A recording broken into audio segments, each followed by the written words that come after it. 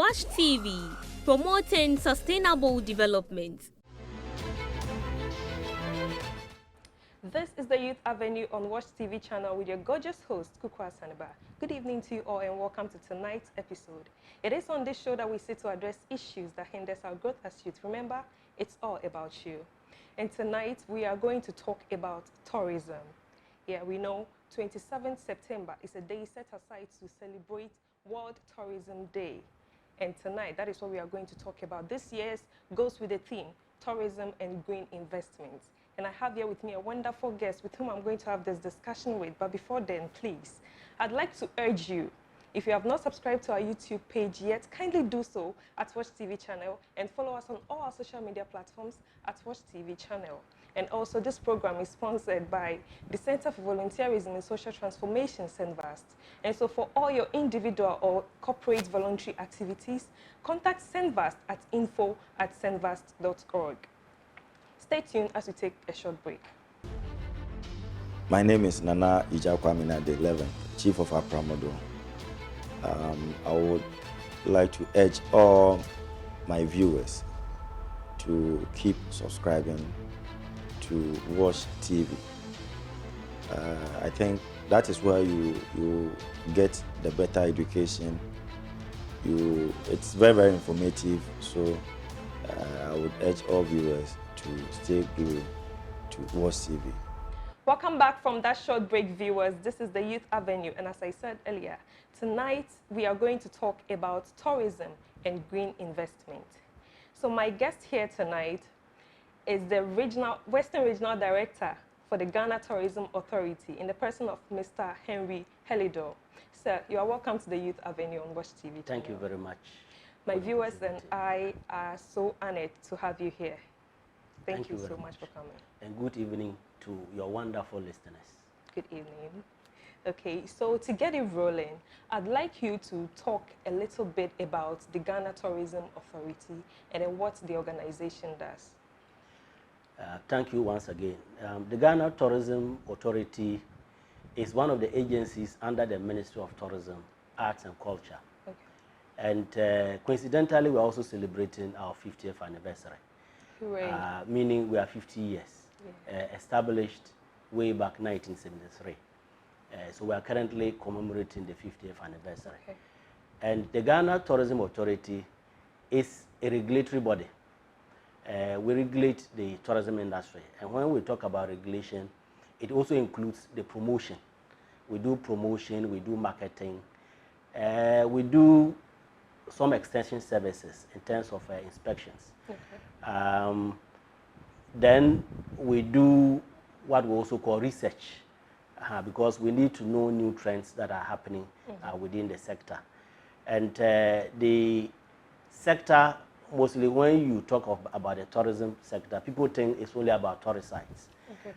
But the hospitality part is also very significant, because before you can travel to a tourist site, you need to find a place sometimes to sleep.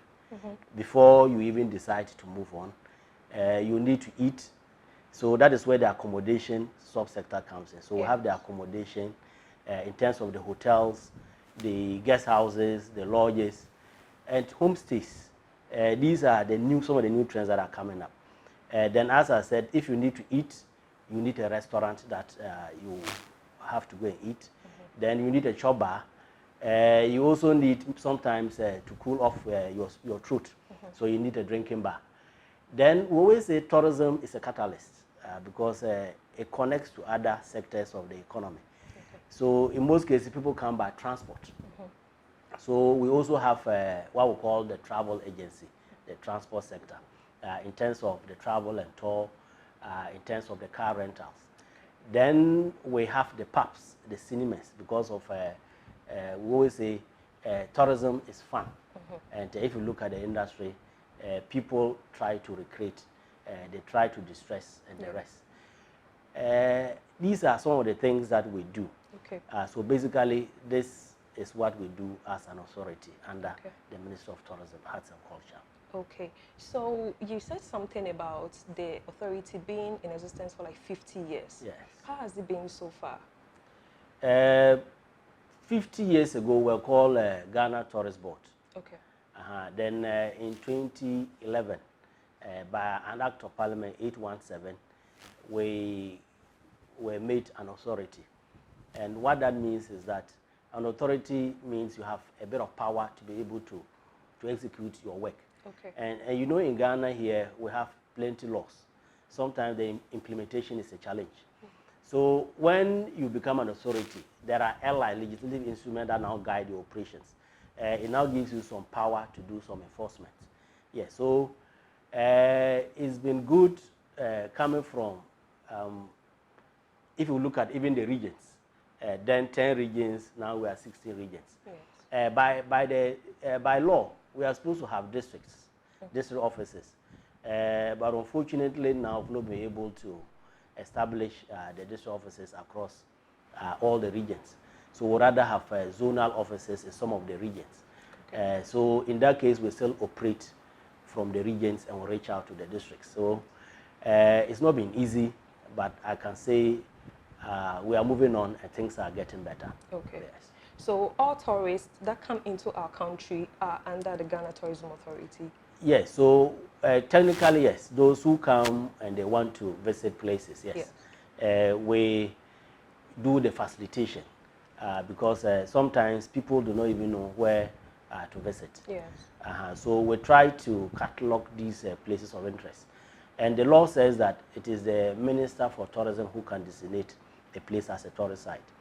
And if you look at Ghana, all the regions are very unique tourist sites. We say unique because if you look at our culture and you look at our norms and what we have, they tend to be unique because they are unadulterated. Because time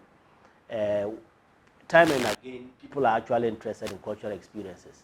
And they come for us to be able to let them understand our way of life and how we do our things.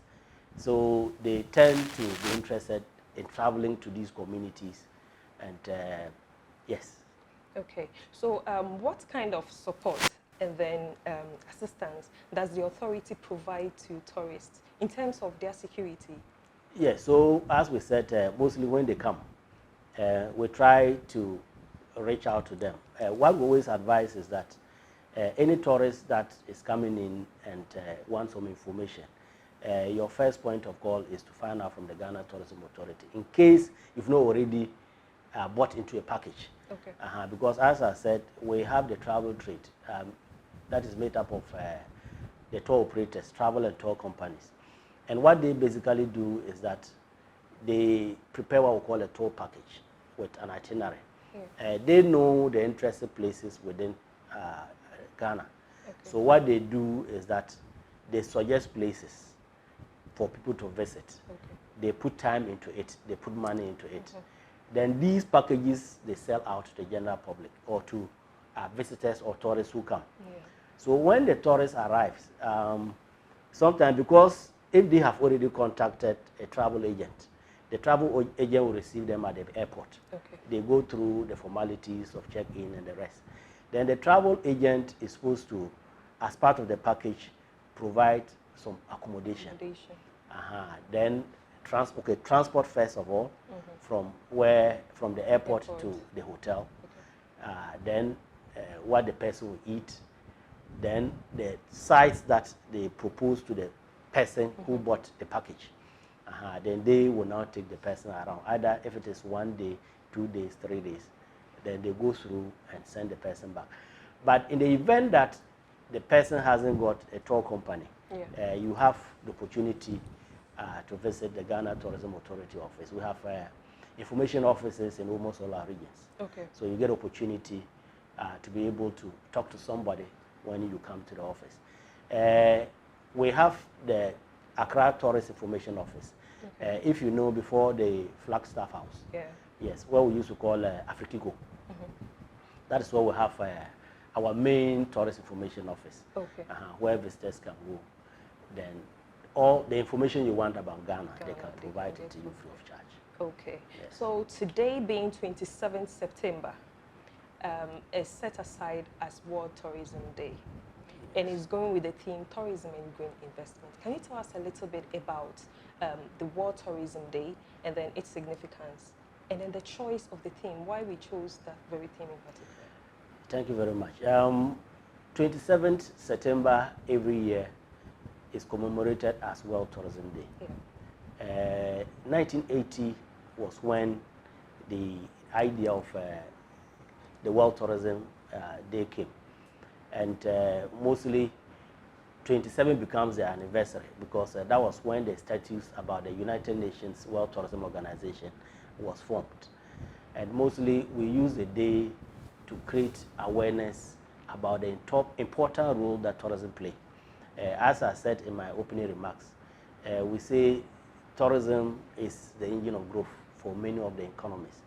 Yeah. Coming from COVID 2019, you realize that the sector was hit, and even the general economy was hit. Yeah. But most countries are beginning to bounce back, and they are trying to use tourism as the engine to get things back to normalcy. So mostly we use the day to create awareness about the importance of tourism. Okay. So what we do is that we organize some activities that can help us celebrate the day. And some of the activities include what we are currently doing now, creating the awareness through the media. Apart from the TV, we have the radio, we also have the social media. So what we are doing as a country is that we have lined up some activities. Starting from today, most of the regions are going to be doing tree planting. So we are supposed to do greening. You know, we always say that tourism thrives on a clean environment. And tourism, we are trying to do a lot of preservations, a lot of conservation. So we feel that if we encourage people to plant more trees around the country and around very important places, particularly the tourist sites, Ramsar sites and some other places, we'll end up preserving the environment. Because we are also aware of global warming and the effects of pollution and what it is having to the world. 27 becomes the climax. The world one, the global one, is being celebrated in Riyadh. And we, as I said, we are doing ours in Ada. Ada is in the Greater Accra. Well, technically we say it's under the Greater Accra, but for us, for administrative purposes, we divided Greater Accra into two. So we have the Tema region and the Greater Accra. Okay. So Ada falls under Tema. Okay. So currently, the national program, which started today, is taking place in Ada. Okay. But all regions, starting from today, have also started some other activities. As I said, we are doing tree planting. And after tree planting, we'll do the awareness. But the national ones, after tree planting, they are doing some games and some other awareness. Okay, so the day is all about promoting responsible and sustainable tourism, right? So how can green investments in the tourism sector contribute to a more sustainable future? Yes, if you look at it, well over, we've said that the world is changing because of the effects, either by man himself or sometimes by nature. Okay. And these are having very telling effects on all of us. And even others say it's even creating poverty. Yeah.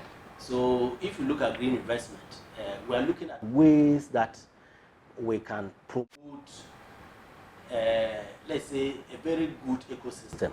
Yeah. We are trying to encourage people to avoid pollution. We are trying to encourage people to look at ways that they can use energy such that it doesn't affect the ecosystem. Continuously, we are talking of reuse.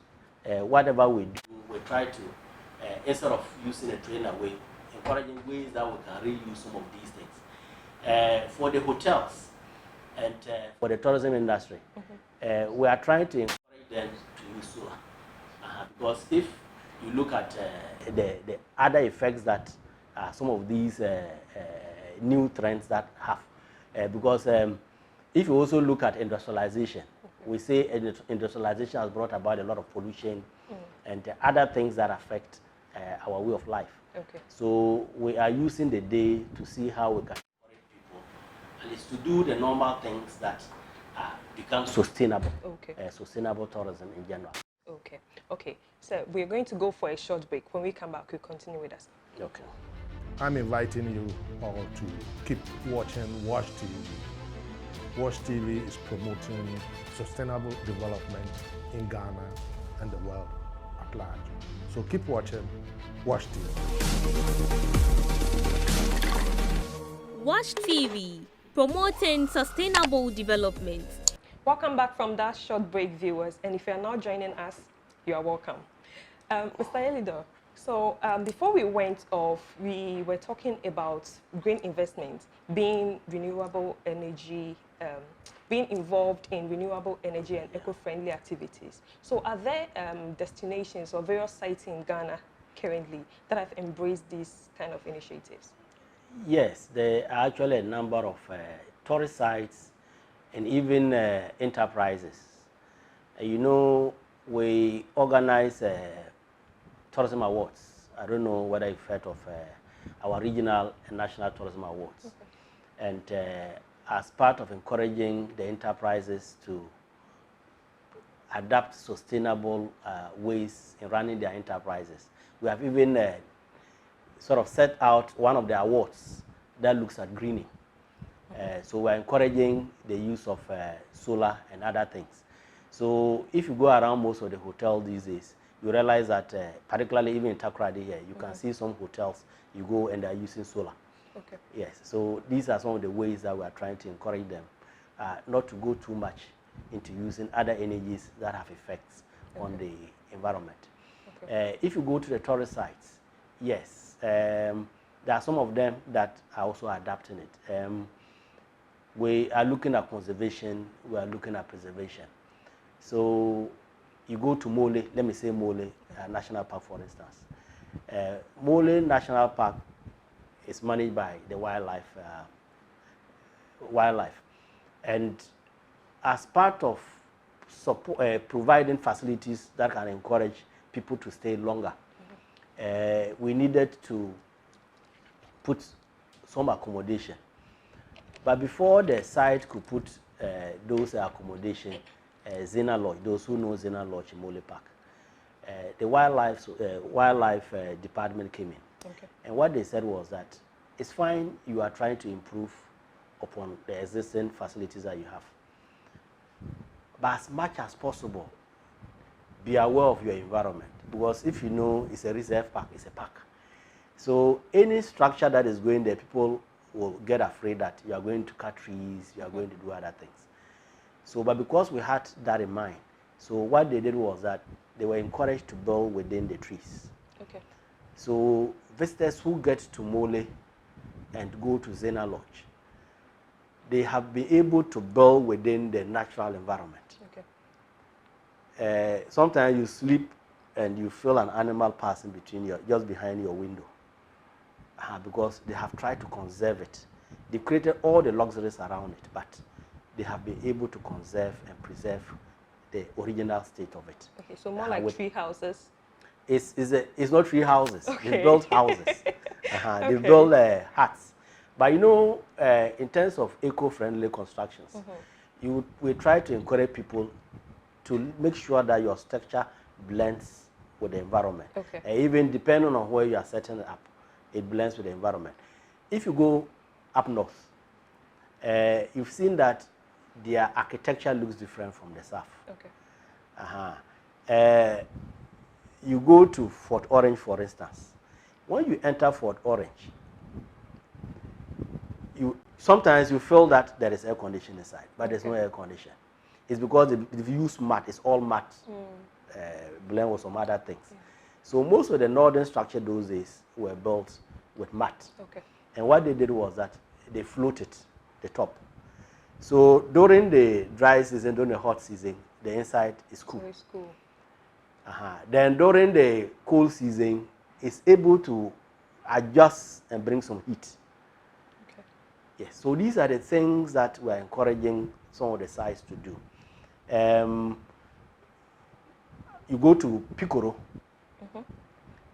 the information office that we've built, we've tried to incorporate local architecture where they do some painting and do some other things, not the flashy type of zinc things and the rest. Okay. And these are some of the things that we are trying to encourage around.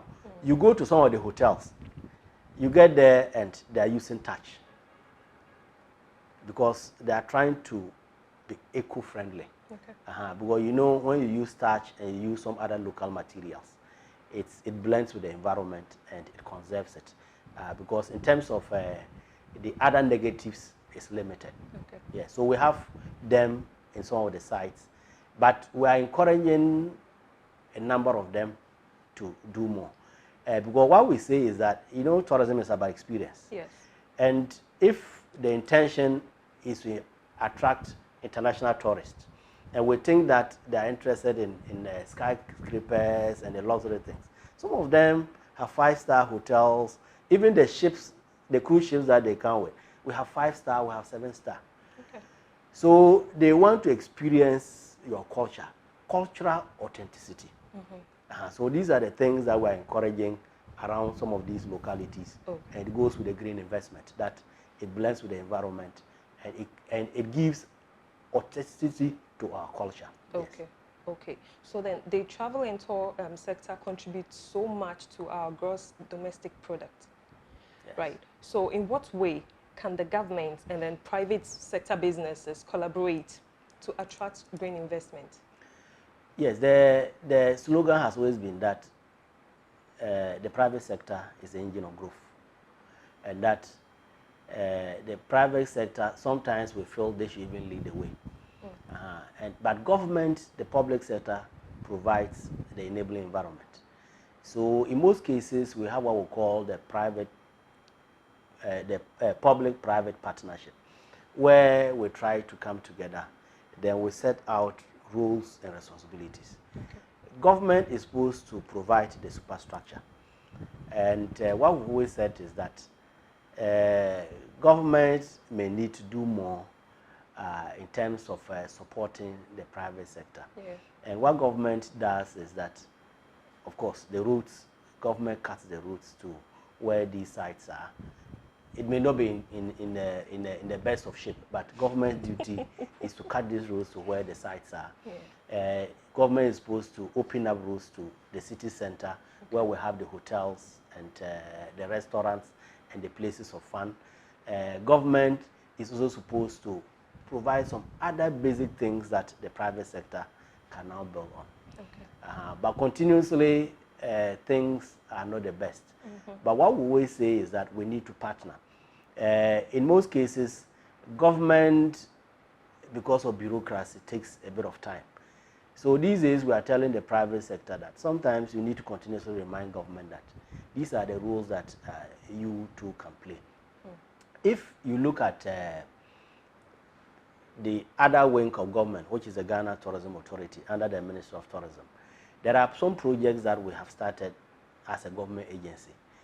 But sometimes what we do is that when we are able to set the grounds, we allow the private sector to come in.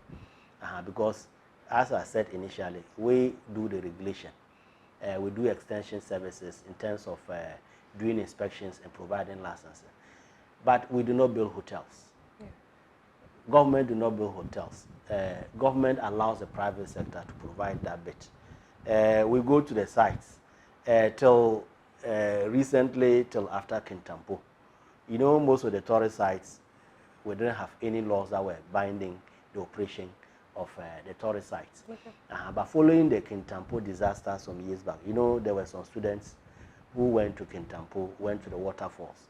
And whilst they were there late into the evening, there was a storm. Okay. And a lot of students died. So based on that, government said we needed to set our rules and regulations. So when I say we are regulators, what that means is that we set standards. Okay. We set requirements for you to follow if you want to operate in the particular center. So like in terms of the tourist sites, Yeah. we now have the LI 2393, which tries to give guidelines to what every tourist site is supposed to do. Okay. We are looking at the safety and security of the visitors as they come. Okay. So the private sector, if you look at even the tourism value chain, there's a lot that everybody can do, particularly the private sector can do. As I said, the accommodation is the private sector that provides the hotels. Okay. But what they complain of is the taxes that the government part comes in. So that's a collaboration. And with that understanding, government has started a process to engage other departments that collect taxes from these agencies to see how we can composite these taxes. Because we say they are the people that are laying the golden egg. But if we kill the hen that lays the golden egg, because they keep on saying that when government sits and they don't have money, the nearest place or the other people they think of is just going to the hotel to slap some tax. We need to be able to encourage them to grow. And we always say that if the businesses are doing well, they'll be able to pay the taxes. Just recently, we had issues about the roads around town here. Yeah. I'm not coming local.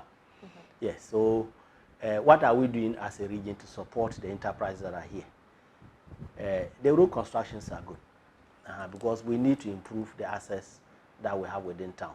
We've always said that if you look at the Western region, we are endowed with all the natural resources. We are endowed with all the tourist sites. Yeah.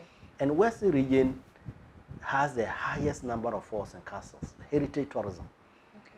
But they may not be in their good state, which the Regional Coordinating Council, together with Ghana Tourism and the other agencies, we are trying to see how we can develop them. Ghana Museums and Monument Board, to see how we can develop them to some status that can let people visit the region. But when they come into town, what is government role? The partnership. Government needs to cut the roads. Yeah.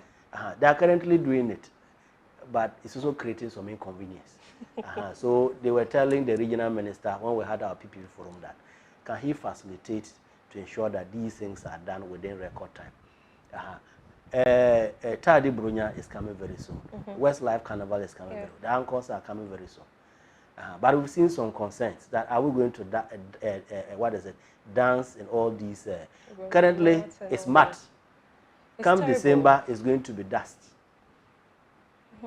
So government need to do their bit, partner to create these enabling environment that can let the businesses thrive. Yeah. Yes. I have lots of questions about the road and the tax issues, but then I think we'll get the another people time, who are really into that, so that we'll put them those questions to them, because it's terrible. It's terrible. It's terrible. And you being in the travel and tour, I think you should hit more on it, because we have actually attract more tourists to the region. Yes. Yeah. Okay. The numbers have increased actually. If you look at last 2 years and last year, and around December, almost all the hotels get full. Yeah. And just when we started advertising, maybe I know we'll get opportunity to talk about activities and other things that we are doing to promote tourism. Maybe when we come to that part, I will be able to add more to it. Ghana Tourism will try to do to promote. Okay. This one, let me just ask this one. So what will happen, if the people of Tadi decide that this year, December, there is not going to be any events like that because of our road and then all of these things? We are not doing those kind of events that we do, which generate income to the travel and tour industry as well. Wow. It means we'll be breaking the region. I will wonder if, say, this activity that has come to stay, if we don't organize it. Yeah. Because if you look at its contribution to the businesses around town, if we don't do it, I know the effect is going to be huge. Yeah. What we could do, what we could rather do is to talk more to the authorities that can they hasten the work that they are doing. But the other suggestions that some of us have given is that it is fine, viable to doing the work. But is the approach very helpful to the businesses? They seem to be everywhere within town, within the metropolis. And the inconveniences are becoming too unbearable. Can they concentrate on sections? Say if you are around the Sekondi area, finish the Sekondi coming to Taco Hotel and whatever. When you are done, Then you open up that place correctly. Then you move to the next place. At that side. Some of us wonder, in the event that something should happen and they stop today, imagine the chaos that we are going to have within town. Because almost all the places are full of gutters, full of potholes and the rest. I'm aware the regional minister is pushing to ensure that these things are done within a record time. But we also talk to the contractors because an incident happened, and when I called them, they denied. Because some of the works that they are doing are affecting lights, affecting water and the rest. So when it happens, they should be able to go to the energy sector, if it is the water or the 𝐸𝐶G, they should collaborate. If you want to do work around some part, why don't you let the 𝐸𝐶G know that I'm doing work around this time, so that at least they can be on standby in the event that you puncture a pipe or something, they can immediately fix it, rather than letting businesses. Because I was told that the other week, those around the Chapel Hill area, people had to spend close to 1,500, 2,000 to buy diesel to power their generators continuously for 3-4 days. And this is too much. So I know they can do better. That's the country we are in now. We are just hoping things will get better. So, okay, moving forward, sir. So we know that responsible tourism often involves community engagement. And benefits from the local residents. So how can green investment ensure that the tourism industry positively impacts local communities? Yes, it actually, tourism, if you look at it, it's about the local economy. And apart from the Monkey Hill and a few other ones that are here, most of the sites are in the rural areas. And it's supposed to be able to help the local community to grow. And in most cases, we say that it is the locals that should be interested in what they do. We do the promotion, we do the marketing. But imagine that the tourist gets up here and travels to 𝐓𝐶𝐮𝐫𝐞𝐬𝐬𝐬𝐬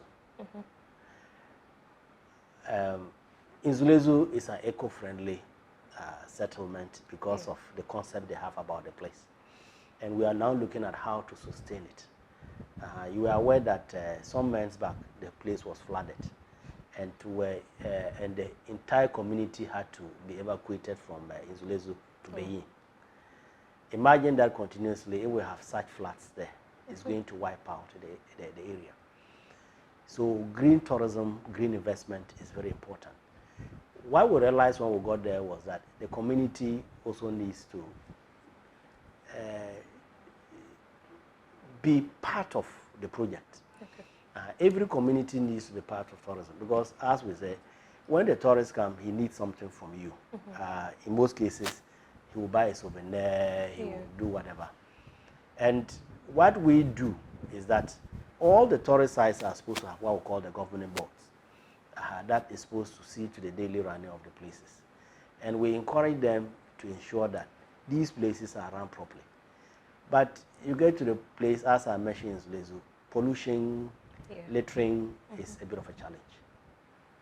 This is not friendly to the environment. And imagine that, as I said, if we have 2-3 of these floods that happen there, it will wipe out the entire community.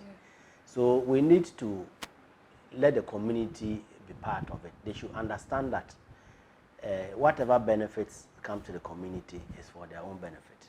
They need to come together and ensure that these things are run very well. The local businesses that they can also do includes the souvenir. There are also others that sell, how do you call it? There's this popular thing that I used to eat in Waga. It goes with acheke. Acheke, okay. Yes. You know, sometimes it's not every community you have acheke. But you get in 𝐶𝐶, people are producing in quantities. People just want to taste it, the local cuisine. So it opened businesses around these communities. Accommodation. These days, people are beginning to rather encourage what we call homestay. Homestay is a form of accommodation, and it is not like the normal hotel. But as we say, people want to do responsible travel. Okay. So they want to experience the community. So what they do is that they rather want to stay with households, enjoy the way of life of the households, then they get an opportunity to tour around town.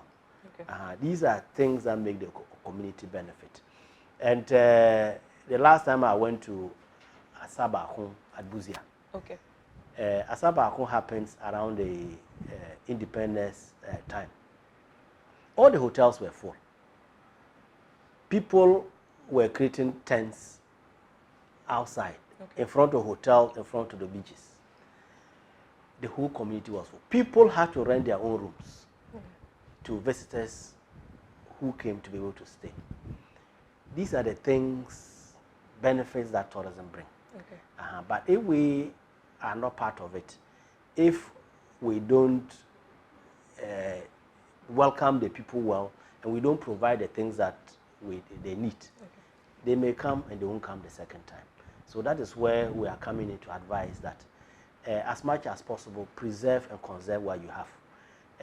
Don't do things that will pollute the environment. Okay. We have pristine beaches. Every time we say Western region, we have pristine beaches. Even Ghana in general. Look at the coastline, all the way from Keta running through to 𝐶𝐶.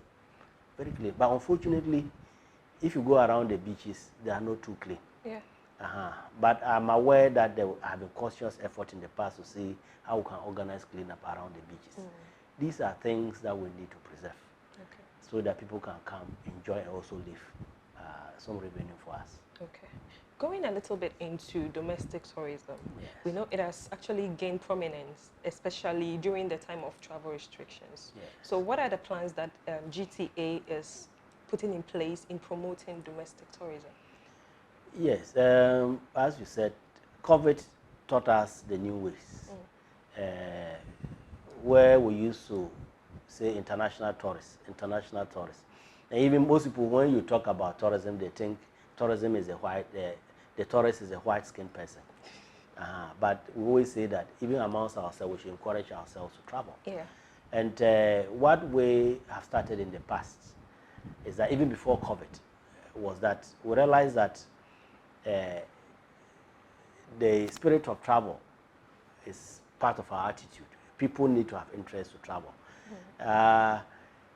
In most cases, people say it's economic. That's because if you travel and you cannot return every day, you have to sleep somewhere. The cost of accommodation is something you may not afford. And you have to eat. The cost of a meal is something you may not be able to afford. Even the height of the transport, paying the transport cost to go to the site is a problem. So we have tried to let the youth. So we formed tourist clubs across most of the schools. Okay. Yes, and what we were doing is that aside the tourist clubs, aside the wildlife clubs, aside the cultural clubs, and NCC also used to have some other clubs, we go to them and tell them that we want to facilitate your travel.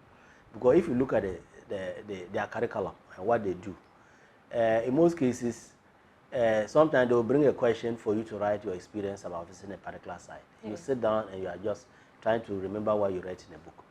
But when you happen to visit a tourist site, it's easier for you to recount your experience as you travel. So we're using the schools and encouraging domestic tourism through the school. Then COVID hit. So we realized that people could not travel. So we brought out what we call Travel, See Ghana, Eat Ghana, Experience Ghana. I know it was something that caught us very well.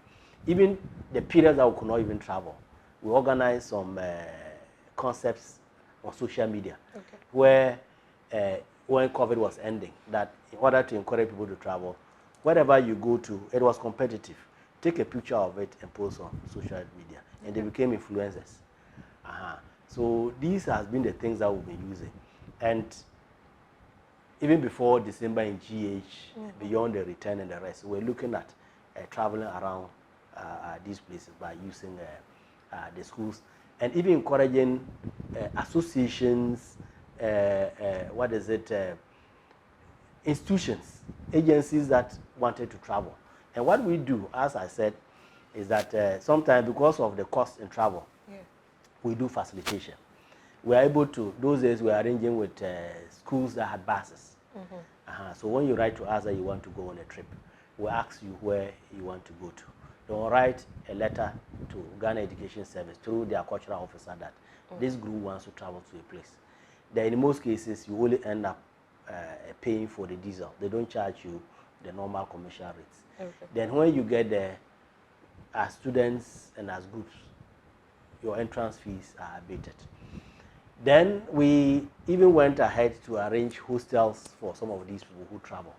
But what we always said, the danger was that sometimes parents are afraid to let their kids go out to travel because of other vices. So we say before you can go on such a program, you need to have a chaperone.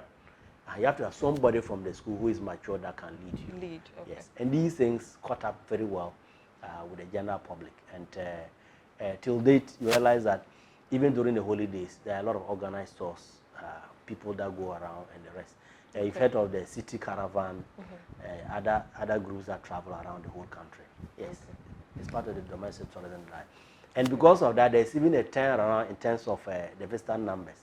Domestic tourism, numbers now lead over international tourists. Yes. Okay.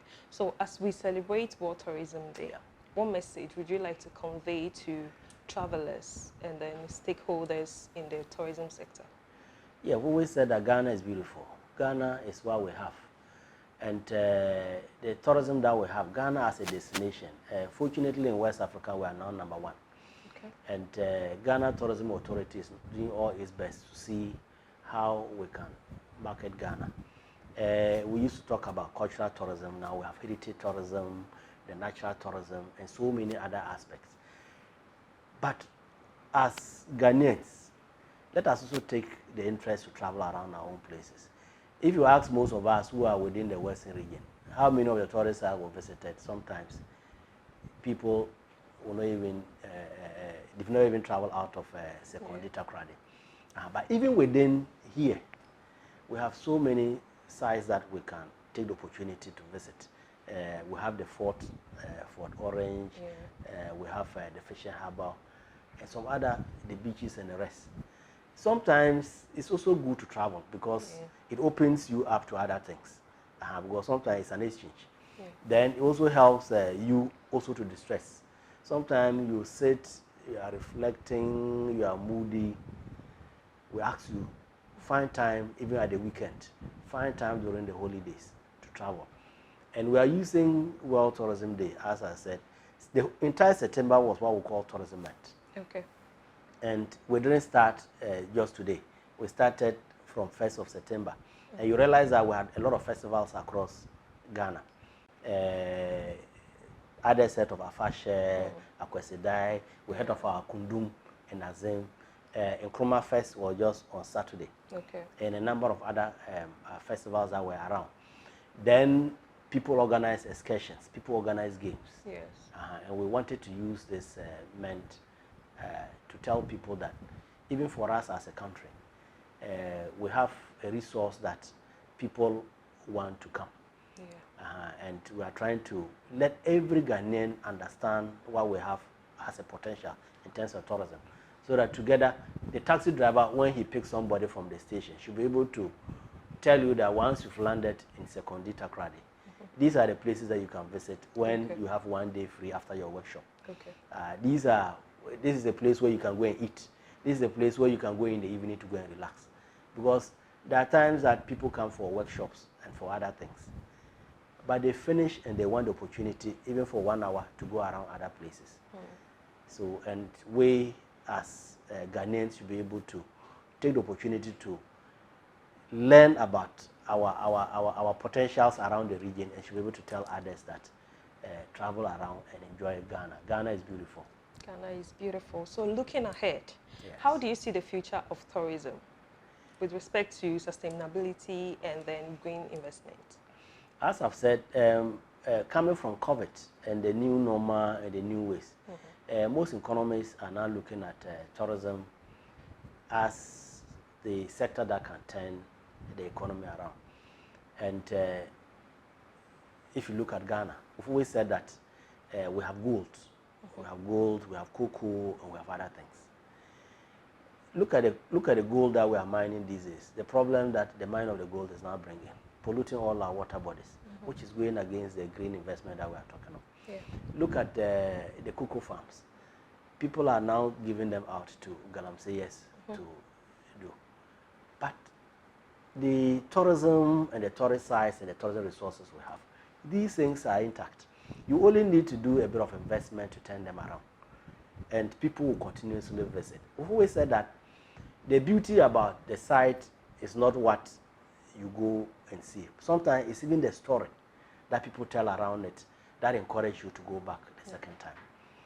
So for Ghana and for what we have seen, even in terms of the numbers, in 2021 we're making slightly over 600,000 coming from COVID. Last year we made close to 900 plus. This year we've been given a target of 1.3 million in terms of visitors, and we are always sure that we can exceed these numbers. So we need to do more. Government is doing its part in terms of, as we say, providing the other investment in terms of the roads, in terms of other infrastructure. But the private sector needs to come up and lead. As we always said, it's all collaboration. Okay. We need to collaborate together as partners to be able to develop this beautiful sector that we have called tourism. Okay, sir. Thank you so much. Your final words to our viewers. So on Wednesday, we are doing the tree planting. And as I said, we have selected a place of interest. A number of people have heard of Monkey Hill. And they're wondering what is happening to Monkey Hill now. We wish that Monkey Hill now should have been the flashy tourist site that we want. We are still working on it. And as part of creating awareness about the Monkey Hill, on Wednesday, we are going to do tree planting. We are going to plant trees around the boundaries. We have some investors that are interested in investing to turn the site around. But as we said, we are using the WorldTourismDay to go and also add our bit by greening it further. So we are encouraging and inviting the general public that the Ghana Tourism Authority, together with the Forestry Commission, Ghana Museums and Monument Board, 𝐶MA, Regional Coordinating Council, and some other agencies will be at the place to plant some trees. But let me use this opportunity to also say that those who are dumping the refuse around the Monkey Hill, we are going to set up some guards there. Okay. If we happen to find you, we are going to use you as an example. The Monkey Hill area is not a refuse dump. Okay. We are where the motor kings go there in the night when people are not watching. They go and dump the refuse. Yes, stop that act. It's a place that we want to preserve for all Ghana and for the Western region. Okay. Thank you very much. Okay. Thank you so much. And that was Mr. Henry Yelido. Yes. Yes. He is the Western Regional Director for Ghana Tourism Authority. Thank you so much, sir, for coming here tonight. We appreciate you so much. It's a pleasure, and thanks for the opportunity. Thank you. Thank you. And to you out there who stayed with us, thank you so much. My name is 𝐂𝐞𝐥𝐞𝐞𝐧, your gorgeous host. This is the Youth Avenue. But before we leave, please, if you have still not subscribed to our YouTube page, kindly do so at Watch TV channel and follow us on all our social media platforms as well at Watch TV channel. And the program is sponsored by the Center for Volunteerism and Social Transformation, CENVAST. So for all your individual or corporate volunteer activities, contact CENVAST at info@cenvast.org. Thank you so much. Till same time next week, stay blessed. Watch TV, promoting sustainable development.